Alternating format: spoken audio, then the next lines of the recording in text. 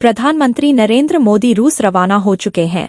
गौरतलब है कि प्रधानमंत्री मोदी रूसी राष्ट्रपति व्लादिमीर पुतिन के निमंत्रण पर 22 से 23 अक्टूबर को रूस की यात्रा करेंगे। यहां मेजबान रूस की अध्यक्षता में 16वां ब्रिक्स शिखर सम्मेलन आयोजित किया जा रहा है। कजान में आयोजित ब्रिक्स देशों के सम्मेलन के अलावा पीएम मोदी कजान आने वाले ब्रिक्स सदस्य देशों और अन्य आमंत्रित नेताओं के साथ द्विपक्षीय बैठकें भी कर सकते हैं। प्रधानमंत्री नरेंद्र मोदी ने मंगलवार को रूस दौरे पर रवाना होने से पहले कहा कि भारत ब्रिक्स के भीतर करीबी सहयोग को महत्व देता है, जो वैश्विक विकास एजेंडे से जुड़े विभिन्न मुद्दों पर बातचीत और चर्चा के लिए एक महत्वपूर्ण मंच के रूप में उभरा है।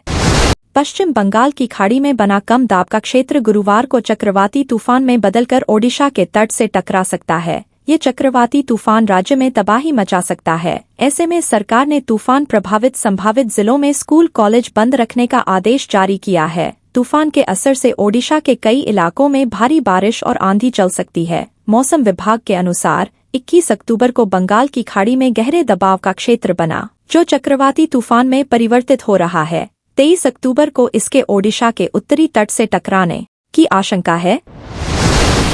उत्तर प्रदेश के बुलंदशहर में थाना सिकंदराबाद क्षेत्र की आशापुरी कॉलोनी में सिलेंडर में अचानक ब्लास्ट हो गया। इसमें मौके पर 5 लोगों की दर्दनाक मौत हो गई है। वहीं 3 लोगों की हालत गंभीर बनी हुई है, जिनको उपचार के लिए अस्पताल में भर्ती करवाया गया है। सिलेंडर ब्लास्ट में पूरा मकान जमींदोज हो गया। 2 मंजिला मकान ब्लास्ट के बाद ताश के पत्तों की तरह बिखर गया। अब प्रशासन और पुलिस की टीम मौके पर पहुंचकर रेस्क्यू अभियान चला रही है। सीएम योगी आदित्यनाथ ने घटना का संज्ञान लिया है। अधिकारियों को घायलों के उचित इलाज के निर्देश दिए हैं। मृतकों के प्रति शोक संवेदना जताई है। कोलकाता के आरजी कर अस्पताल में जूनियर डॉक्टर के साथ दरिंदगी मामले में 17 दिनों से धर्मतला में आमरण अनशन पर बैठे जूनियर डॉक्टरों ने सोमवार को रात को अनशन वापस ले लिया। डॉक्टरों ने इसकी जानकारी देते हुए बताया कि पीड़िता के माता पिता के कहने पर अनशन वापस लिया गया है। साथ ही डॉक्टरों ने मंगलवार को होने वाली व्यापक हड़ताल भी वापस ले ली। गौरतलब है कि 5 अक्टूबर से जूनियर डॉक्टर धर्मतला में आमरण अनशन पर बैठे थे। इसके साथ ही उत्तर बंगाल मेडिकल कॉलेज में भी भूख हड़ताल चल रही थी। 10 सूत्री मांगों को लेकर डॉक्टर अड़े हुए थे। भारत की ई-संजीवनी योजना पूरी दुनिया के स्वास्थ्य के लिए संजीवनी है।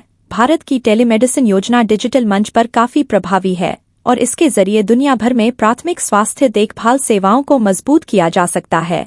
द लैंसेट रीजन हेल्थ में प्रकाशित एक अध्ययन में यूके और जर्मनी के शोधकर्ताओं ने कहा है कि भारत की निःशुल्क राष्ट्रीय टेलीमेडिसिन सेवा ई-संजीवनी ने अब तक 30 करोड़ से ज्यादा लोगों तक चिकित्सा परामर्श उपलब्ध कराई है। कोरोना महामारी के दौरान इस योजना के जरिए भारत में करीब 10 करोड़ से ज्यादा लोगों ने घर बैठे ऑनलाइन चिकित्सा मदद प्राप्त की। एम्स में इलाज कराने आ रहे मरीजों को टोकन हासिल करने के लिए किराए पर परिजन भी मिलते हैं। यह लोग 500 रुपए तक लेकर टोकन के लिए लाइन में लगते हैं। दरअसल एम्स में रोजाना सभी विभागों के लिए कुछ टोकन दिए जाते हैं। टोकन लेने के लिए सुबह 5 बजे से नए मरीजों की रिंग रोड पर एम्स की दीवार के साथ लंबी लाइन लगती है। इन लाइन में यह लोग पहले से लगे हुए रहते हैं। यह लोग खुद मरीज की पहचान कर लेते हैं। टोकन के लिए लाइन में लगे मरीजों के परिजनों को कई परेशानियों का सामना करना पड़ता है। कई बार इन्हें 2 से 3 दिन तक लाइन में लगना पड़ जाता है। पश्चिमी रेलवे 22 अक्टूबर 2024 को अप्रेंटिस पद पर भर्ती के लिए आवेदन विंडो बंद कर देगा। इच्छुक और योग्य उम्मीदवार आधिकारिक वेबसाइट rrcwr.com के माध्यम से आवेदन कर सकते हैं।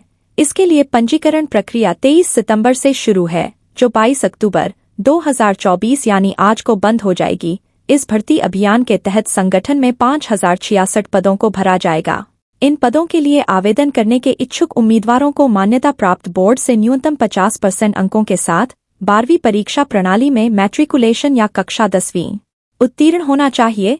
आवेदन करने वाले उम्मीदवारों की आयु 15 वर्ष पूरी हो जानी चाहिए। दिल्ली से लेकर नोएडा और गाजियाबाद में भी प्रदूषण का स्तर खराब श्रेणी में पहुंच गया है। दिल्ली में मंगलवार को एयर क्वालिटी इंडेक्स यानी AQI 318 दर्ज किया गया है, जबकि जहांगीरपुरी 567 दर्ज हुआ है। केंद्रीय प्रदूषण नियंत्रण बोर्ड CPCB समय समय पर आंकड़े जारी कर रहा है। केंद्रीय प्रदूषण नियंत्रण बोर्ड CPCB के देश भर में प्रदूषण जांच के लिए 238 स्टेशन हैं। इसके मुताबिक हनुमानगढ़ में 291, भिवानी में 289, रोहतक में 283, जिंद में 277 समेत 18 सब केंद्रों में एक्यूआई खराब श्रेणी में रहा। इंदौर के अरविंदो अस्पताल में फ्रांस की संस्था इरकैड ने एक केंद्र की शुरुआत की।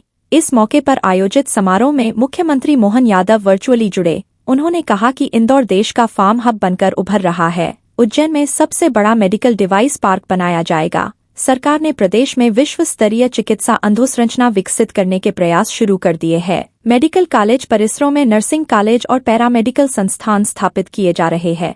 इंदौर के अलावा ग्वालियर, जबलपुर और रीवा में सुपर स्पेशलिटी अस्पताल शुरू किए गए हैं। मुख्यमंत्री ने कहा कि टेलीमेडिसिन सेवा से 1000 से अधिक प्राथमिक स्वास्थ्य केंद्र जोड़े गए हैं।